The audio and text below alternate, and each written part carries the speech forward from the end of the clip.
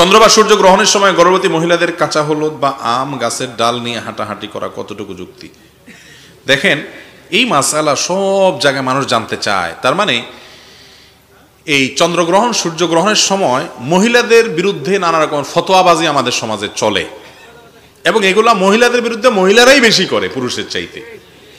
চন্দ্রগ্রহণ সূর্যগ্রহণের সময় মহিলাদের জন্য কোনো বিশেষ ফতোয়া নাই ভাই।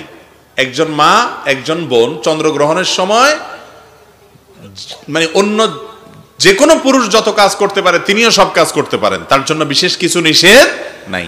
বলে যে সূর্যগ্রহণ চন্দ্রগ্রহণের সময় যদি কোনো কিছু কাটাকাটি করে তাহলে গর্ভের সন্তানের ক্ষতি হয়ে যাবে। হ্যাঁ, তারপরে আপনার যদি বাঁকা হইয়া শোয় চন্দ্রগ্রহণ সূর্যগ্রহণের সময় তাহলে সন্তানও বাঁকা হয়ে যাবে। এরকম আজগুবি অনেক ফালতু মাসআলা আছে না নাই? এই সমস্ত ফালতু মাসআলা এগুলোকে বর্জন করবেন কিভাবে? চন্দ্রগ্রহণ সূর্যগ্রহণের সময় মহিলারা বেশি করে কাটাকাটি করবেন, সন্তানের কোনো ক্ষতি হবে না ইনশাআল্লাহ। এটা না বৈজ্ঞানিকভাবে প্রমাণিত না কোরআন হাদিস দ্বারা প্রমাণিত। চন্দ্রগ্রহণ সূর্যগ্রহণের সময় আল্লাহর ভয়ে তটস্থ থেকে আল্লাহর স্মরণ করা, ইস্তেগফার করা, চন্দ্রগ্রহণ সূর্যগ্রহণের নামাজ পড়া, এগুলো হলো সুন্নত।